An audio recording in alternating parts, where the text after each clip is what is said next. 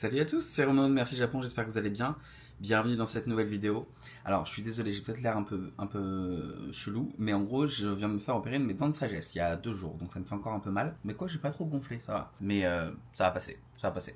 Et ce que je voulais vous dire, c'est bienvenue du coup dans ce nouvel épisode de Moment de vie à Taïwan, Taipei, qui est une série que j'adore. C'est une série dans laquelle je vous mets plein de petits moments en fait de mon quotidien. Si vous me suivez sur Instagram, vous avez probablement déjà vu tout ça, donc je vous laisse avec la suite.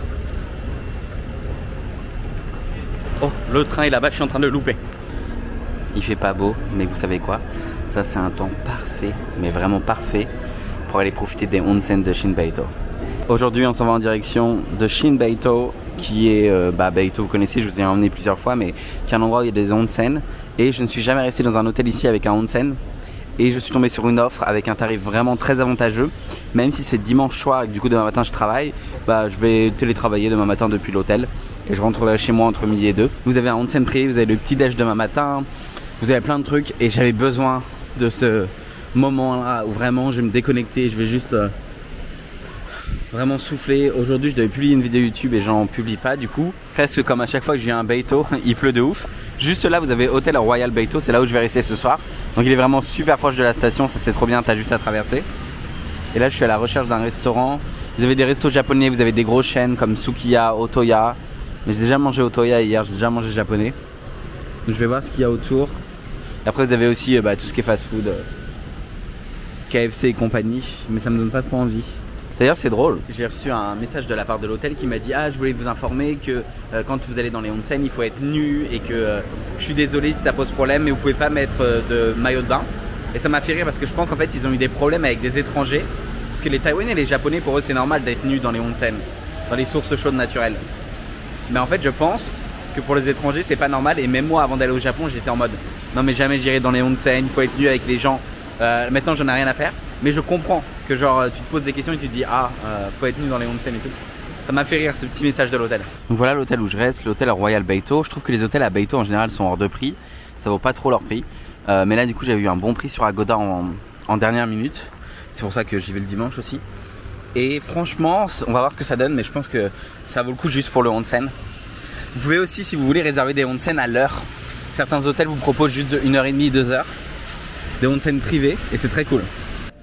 Je suis arrivé à l'hôtel, je vais aller faire le check-in, c'est très beau. J'ai vu les prix classiques, c'est genre, c'est au 6e étage. Et les prix classiques, c'est genre 14 000 NTD. C'est le prix d'une nuit à Shangri-La. C'est quand même un peu lunaire. C'est parti. Je suis arrivé dans la chambre d'hôtel. Du coup c'est très beau. Et pour quelques euros de plus, vraiment c'était 10 euros ou 12 euros je crois, on pouvait upgrade la chambre pour une chambre un peu plus grande. Donc c'est ce que j'ai fait. Et surtout vous allez voir le bain. Parce qu'en fait le bain là-bas c'était juste un bain normal qui a de l'eau de onsen aussi. Là vous avez les placards, vous avez plein de choses. Et c'est plus grand que ce que je pensais du coup parce que il y a eu l'upgrade. Et je pense que donc là vous avez un bureau. Et c'est bien, demain matin je dois travailler. C'est un bureau comme ça qui se déplace. Tout est inclus, les snacks, tout ça, donc c'est vraiment top. Et surtout, il y a de la menthe fraîche ici que tu peux prendre et mettre dans ton thé, ça j'adore. Ça c'est une enceinte Bluetooth pour mettre sa musique. Et la pièce maîtresse, le onsen privé, qui du coup normalement est pas inclus dans la chambre que j'avais réservée, mais en ajoutant un tout petit peu ça a été inclus. Donc voilà, c'est de l'eau qui vient vraiment de Beito. Comme il a plu depuis quelques jours, apparemment l'eau devrait être un petit peu blanche, un petit peu jaunâtre, ce qui est totalement normal. Évidemment c'est de l'eau qui vient du sol, donc c'est pas... ça paraît logique. Et vous avez une petite douche comme ça et c'est vraiment très sympa. Je trouve que pour le prix c'est assez raisonnable si vous voulez une expérience onsen. Et il y a d'autres choses. Le service était excellent. Le monsieur est venu dans la chambre, il a tout montré, vraiment service excellent. Ça sent également très fort, mais ça sent l'eau un peu le soufre, vous savez, l'eau des onsen. Tous les jours vous avez des activités gratuites. Là ce mois-ci il y a un escape game, donc c'est assez cool. Un truc pour faire des colliers. Le soir vous avez une visite de Beito de nuit, c'est gratuit hein, donc c'est trop bien, en anglais et en chinois. C'est pour 20 personnes maximum. Il faut juste s'inscrire gratuitement à l'hôtel. Et ce soir vous avez même un cours de yoga. Alors vous doutez bien que je vais pas aller faire du yoga, mais c'est de 21h à 22h. C'est du yoga qui vous aide à vous endormir. Et après je m'en vais au onsen public, parce que là il est pas 3h de l'après-midi, donc il n'y a pas encore les gens qui ont fait leur check-in. Et du coup ça risque d'être plus léger, enfin moins de monde dans le onsen. C'est délicieux, waouh, je m'attendais pas à ça. Très bon. Il y a une toute petite pâtisserie en bas. Ils font des gâteaux qui ont l'air super bons pour le coup. Il y a un tiramisu, il y a un cheesecake au sésame noir. Il y a un truc à la chantilly et au chocolat. Je sais pas, ça a l'air super bon. Et puis là, c'est un restaurant où vous pouvez venir le soir. C'est de la cuisine qui est assez chère, je crois, mais c'est ce qu'ils appellent un course menu. Donc tu choisis pas vraiment ce que tu veux. T'as entrée, plat, dessert. J'ai pas checké, mais ça ouvre bientôt. Mais je pense que ce soir, je vais manger en dehors. J'ai trouvé un petit izakaya japonais. Il faut marcher un petit peu là, mais j'y vais après. J'aime beaucoup Beito sous la pluie. Il y a un truc sympa qui se dégage de là. Je suis rentré dans un petit izakaya là, c'est super mignon. L'atmosphère est super mignonne. Je vous dirai si c'est bon et je vous mettrai l'adresse en description comme d'habitude. Mais c'est super beau, il y a plein de saké aussi, d'alcool en haut. J'adore recevoir la nourriture. J'ai reçu ma petite boisson. Regardez comme c'est trop mignon. Adulte responsable. Pas d'alcool. Le riz frit au saumon est arrivé. Là il y avait, je l'ai déjà dégommé, mais une aubergine avec une sauce dessus, soy sauce, donc sauce soja un peu sucrée, c'était délicieux. Et là il y a des brochettes de poulet qui viennent d'arriver qui ont l'air incroyables. Vraiment, j'ai l'impression d'être au Japon, je vous jure. Ça fait extrêmement longtemps que j'avais pas goûté de l'aussi bonne nourriture japonaise à Taïwan. Donc je suis très positivement surpris. Et le dessert, ça j'aime trop. Il y a du lait condensé à côté. Vraiment, c'est trop bon. Mais alors, t'as, on va dire 5 chances sur 2 de te brûler la langue. Oui, parce que tu vas forcément te brûler la langue. Donc, et pas de 2 chances sur 5, oui, 5 sur 2. Mais voilà, le mieux c'est de faire une petite entaille sur le dessus et attendre que ça devienne plus froid. J'ai mangé ici dans cet izakaya. C'était vraiment délicieux. Je pense que c'est un des meilleurs que j'ai fait à Taïwan. Donc comme quoi, parfois il faut aller loin. C'est moi la caméra, elle se secoue toute seule là. On est quelques semaines plus tard, on continue ce format. Moment de vie à Taïwan, c'est un format que j'adore, j'en ai déjà fait 2 ou 3 je crois. Vous aviez bien aimé d'ailleurs. Donc voilà, on continue, je vous emmène avec moi. Aujourd'hui il y a une exposition que je veux faire, qui est une exposition interactive sur le Japon. Et donc ça a l'air excellent, j'ai pris mon billet, j'ai hâte. Et regardez là-bas au fond, la Taipei 101, qui était une des plus hautes tours du monde pendant longtemps et qui malheureusement a été dépassée. Maintenant je crois que c'est le Burj Khalifa, si je ne me trompe pas. Il fait extrêmement chaud, mais j'aime trop cet endroit-là. Donc voilà, c'est ça l'exposition que je viens voir. Une exposition de ukiyo-e. Donc j'ai déjà pris mes billets en ligne, donc il faut que je les échange. Je ne sais pas exactement comment ça marche, je vais demander. Mais en fait dedans c'est un peu comme TeamLab, c'est plein de trucs interactifs. Et voilà, ça reste là jusqu'en octobre si je ne me trompe pas, donc vous avez le temps de venir. Et il y a une collaboration avec Kama Café, qui est un café qui est pas loin d'ici d'ailleurs, qui est derrière, que j'adore. Je trouve que c'est un des meilleurs rapports qualité-prix. C'est un peu plus cher que les cafés normaux, mais le café est excellent. Ben voilà, allez, je vais changer mon ticket.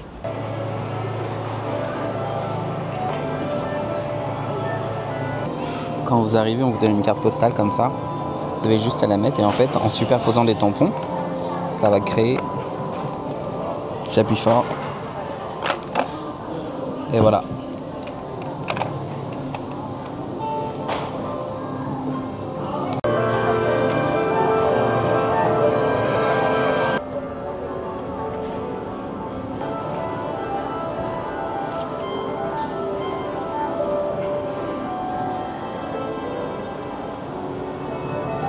Non mais je suis mort, il y a même un ordi MSI avec une coque spéciale de l'exposition, ça me fume. Et après vous avez tout, hein.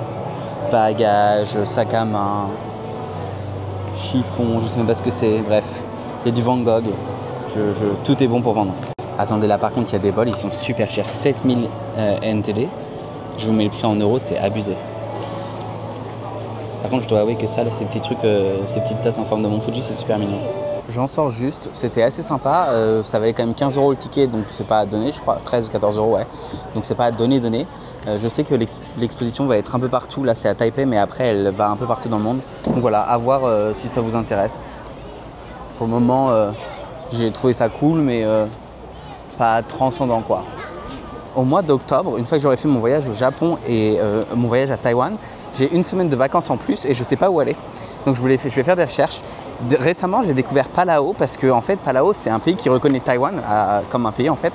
Et du coup, c'est un pays qui est à 3h30 d'avion d'ici, mais c'est magnifique. Je vais voir si je peux pas vous trouver des images à vous mettre, mais depuis que je suis tombé sur toutes ces informations-là, je suis obsédé par Palau et je veux y aller. Sauf que j'ai regardé la semaine en octobre où je voulais aller, c'est quasiment 1000 € le billet. Aller-retour pour 3 heures de vol, c'est un peu abusé. En sachant que j'ai déjà pas mal de voyages de prévus. Je vais à Hawaï l'année prochaine, en février. Je vais au Japon cette année. Il faut que je fasse attention aux dépenses quand même. Matin totalement aléatoire. Je me retrouve à l'aéroport, terminal domestique, pour aller sur une île taïwanaise, pour aller à Kinmen. Improbable, faudra que je vous raconte là. Attendez, je vais récupérer ma carte d'embarquement et je vous raconte. Je vais aller voir ce qu'il y a en haut parce que maintenant ils ont ouvert des restaurants dans cet aéroport qui fait aussi des vols internationaux. Il est au cœur de Taipei, c'est pas le même que le grand par lequel tout le monde arrive normalement. Là c'est l'entrée des vols domestiques, j'irai voir après. En attendant, je vais aller voir en haut là. Tout ça pour vous raconter, il y a 3 mois, j'ai une collègue qui me dit: allez Roméo, viens on s'inscrit à une course, on s'entraîne pendant 3 mois et on voit ce que ça donne. Je lui dis ok d'accord, on s'inscrit, on prend le billet d'avion, c'est à Kinmen, c'est une île qui est à côté, c'est une île taïwanaise mais qui est à côté de l'île principale quoi. Et nous voilà 3 mois plus tard, je me suis pas entraîné, mais aujourd'hui c'est la course. Là il est 7h30 du matin et aujourd'hui la course à 16h, je sais pas comment je vais faire. Petit conseil comme d'habitude, si vous allez sur les îles, retirez du cash. Parce qu'il n'y en a pas beaucoup. Moi j'ai juste pris 1000 NTD avec moi, ça fait 30 €, mais ça permet de dépanner pour prendre le taxi ou quoi que ce soit s'il arrive un truc. En sachant que quand j'arrive là-bas, il y a ma collègue aussi, donc bon, ça devrait pas poser de problème. Je vais prendre un petit café ici. Le terminal il est tout petit, là ce que vous voyez c'est le terminal complet. Donc vraiment minuscule. Let's go. Je vais le faire. Déjà 3 km. Allez. C'est un gros défi pour moi, mais je pense qu'on peut le faire.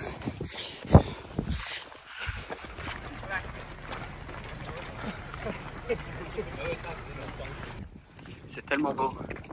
Une bonne raison pour s'arrêter. Pour marcher un peu, là j'avoue je peux plus là. Je suis KO, hein, je vous dis pas. Ah, c'est super joli aussi. Et vraiment, c'est pas possible quoi. Sans entraînement, bon je suis un peu stupide, mais je vais essayer de la finir, ça c'est sûr.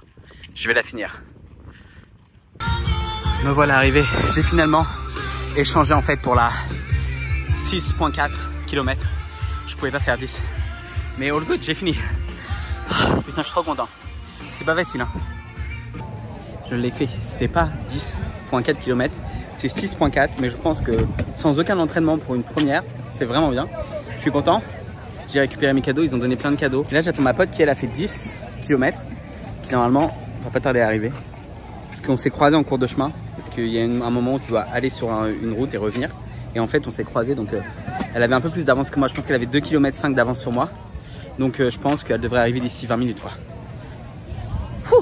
Bref voilà, j'espère en tout cas que cette petite vidéo elle vous aura plu. Si vous avez aimé, n'hésitez pas à liker, à commenter et à partager. Et moi je vous dis à très bientôt pour une nouvelle vidéo. Prenez soin de vous, bye.